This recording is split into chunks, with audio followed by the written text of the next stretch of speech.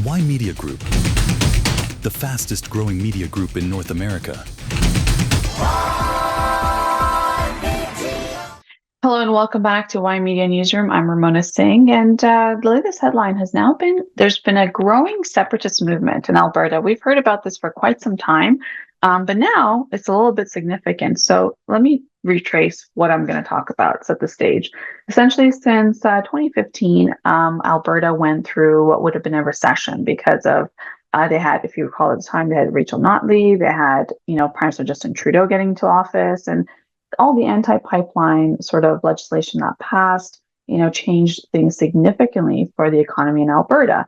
And then now there's been lots of talks about a separatist movement in Alberta, essentially separating from the rest of Canada. If you recall back in the 90s, that was the case with Quebec.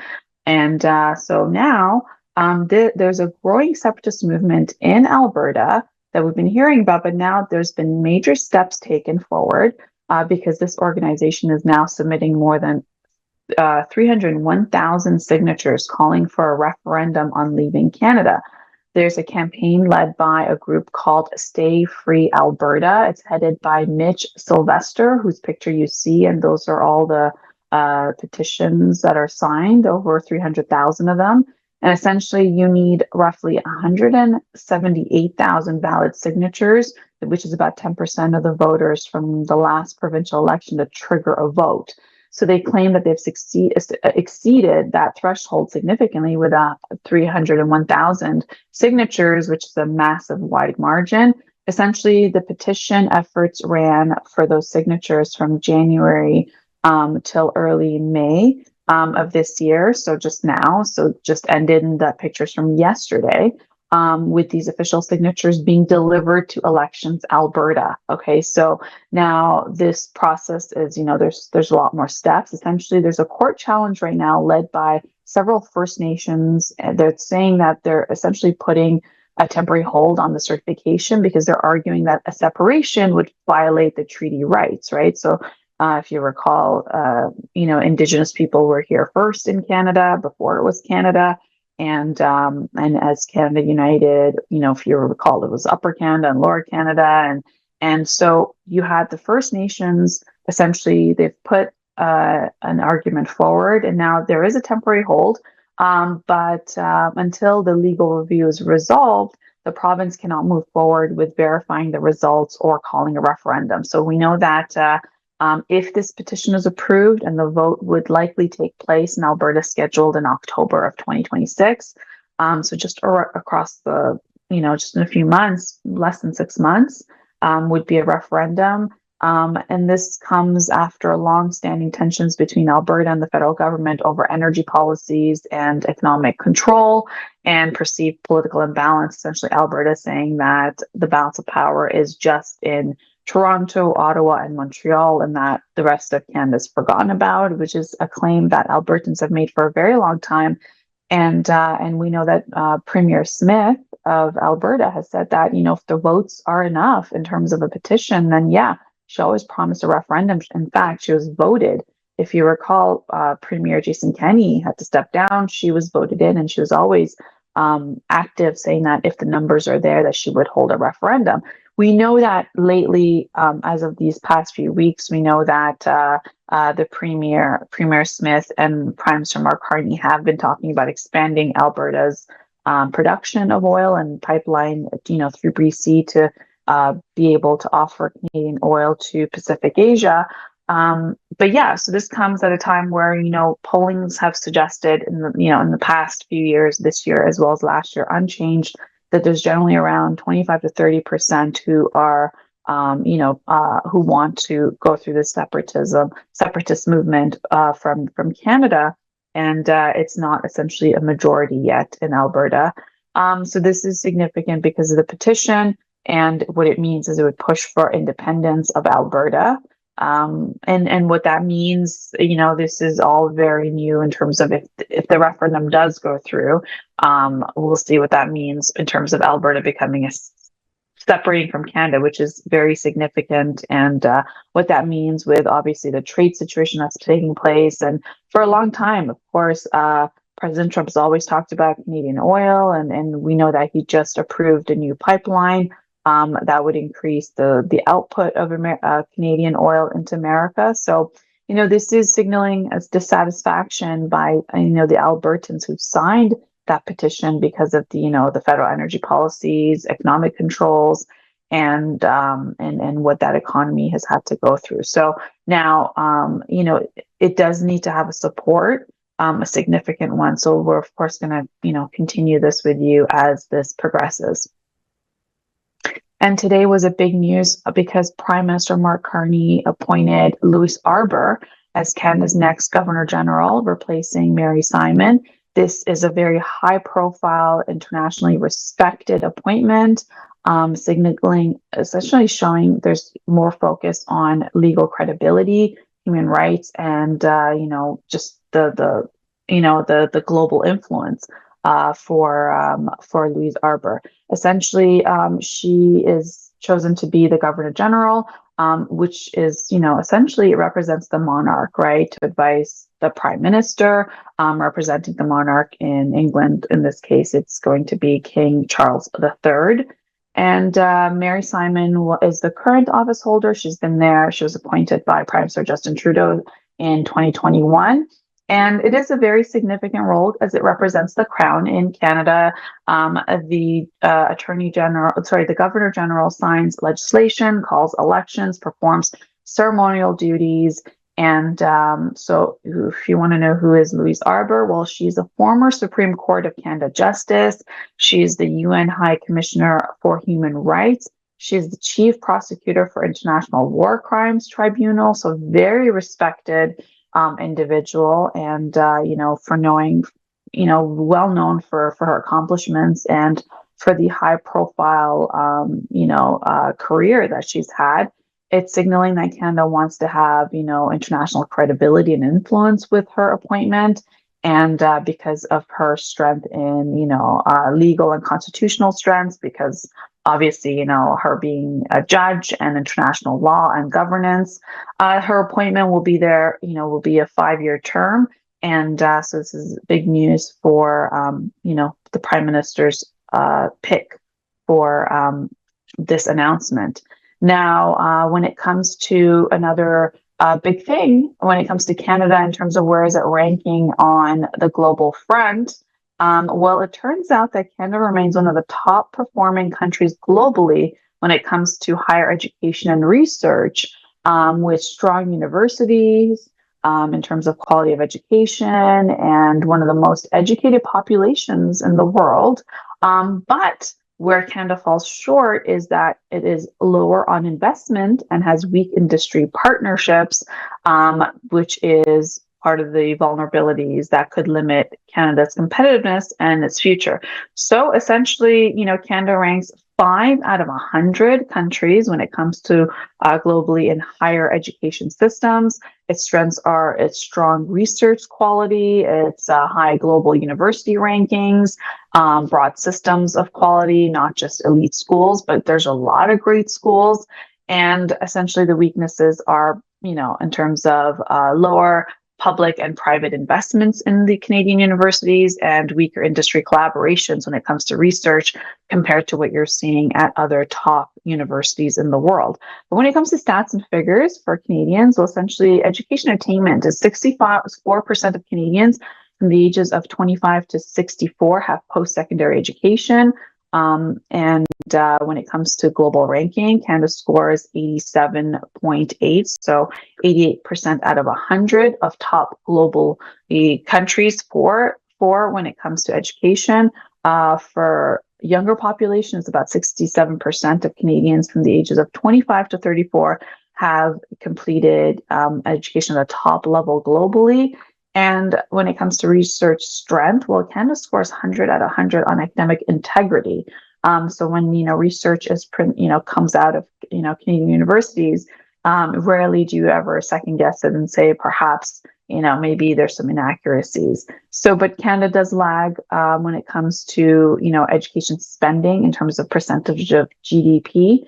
And that is, part of the reason why it has this situation, but when it comes to, other countries like you see in US and in England, that have massive, research firms and are collaborative with certain industries when it comes to the sciences and education and other industries.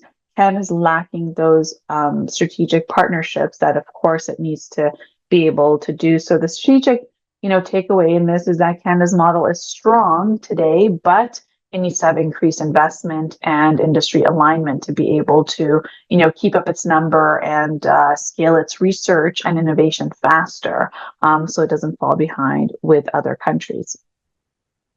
And major news, the Canadian dollar-backed stablecoin has now been issued by a financial institution that is officially trading on 3 blockchains after receiving approval from Alberta Treasury Board. The token is called CADD. It is the creation of the Calgary-based company Tetra. Essentially, Tetra, which formed last year as a new parent company of Tetra Trust, received backing from Shopify, Wealthsimple, and National Bank to get CADD off the ground. Essentially, it is what they're saying. It's a refresher of the stable coins in this cryptocurrencies designed to be less volatile by being pegged at another store of value. That's why it's been backed by some of those major companies. And in March, Ottawa gave royal assent to legislation regulating domestic private sector stablecoin issuers. So this is something that Canada is stepping into. And so anyone using stablecoins in Canada is almost certainly using one pegged to the US dollar. And stablecoin use grows as cryptocurrency advocates argue that adopting a loonie pegged coin is vital for continued sovereignty against a dominant USD. So that's one of the issues that critics have been raising. But this is new as Stable Corp is working with Deloitte to integrate its Canadian tokens in the financial system. But when it comes to what are the chances that this could be widely accepted? Well, that's to be seen in terms of Canadians' adoption of CADD. When it comes to business news, there's been a shift in this AI race that we're seeing take place for superintelligence, and now AI companies that we know very well, like OpenAI. Well, they're not shifting their moves to selling software. Yes, you're right. Now AI giants are changing their strategy, and what they've decided to do is embed directly into businesses through consulting partnerships with major investment firms.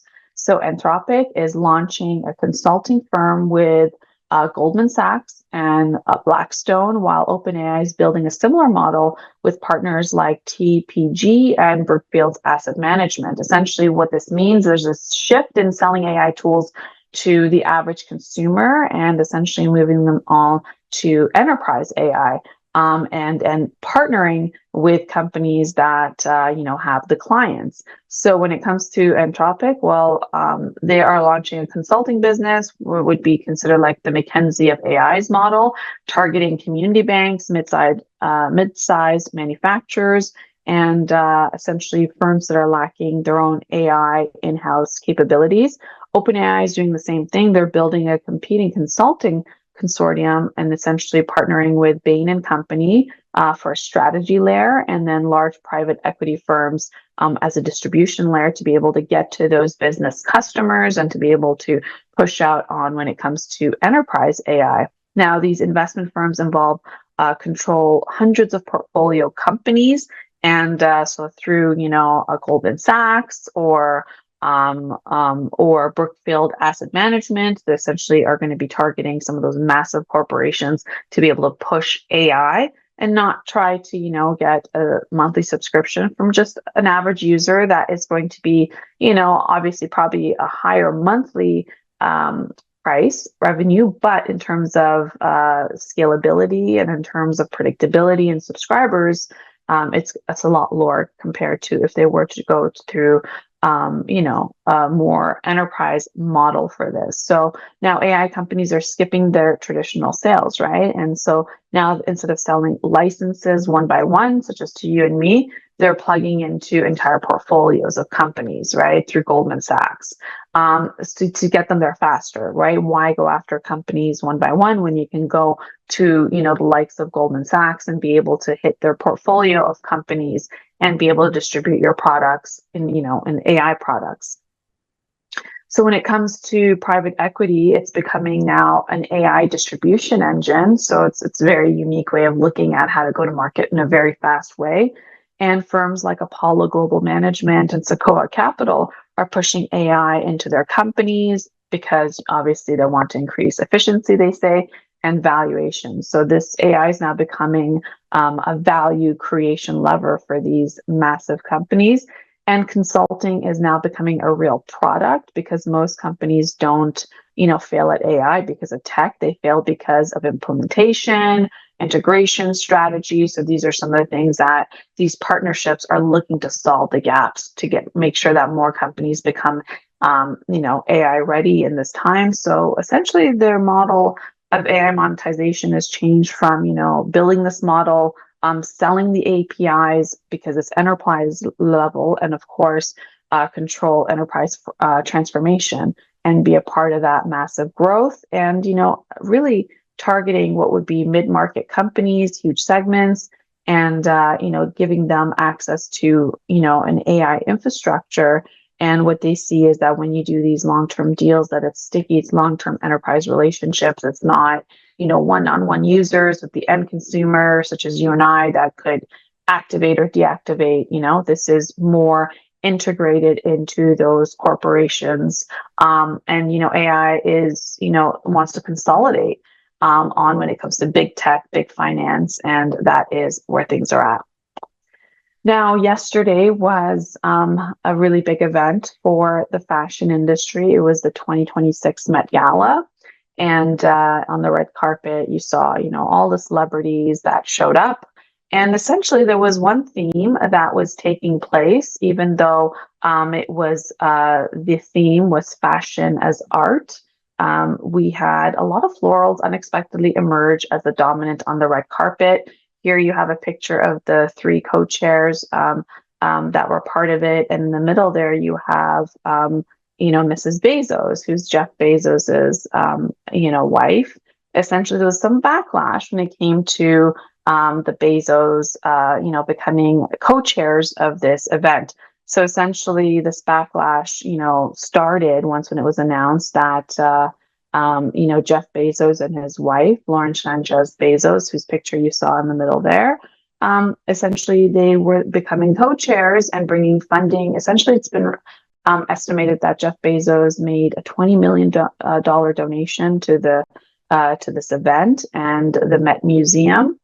And to that, essentially, and you can show us the pictures of all the different celebrities and their costumes. It's very intriguing as you go through it.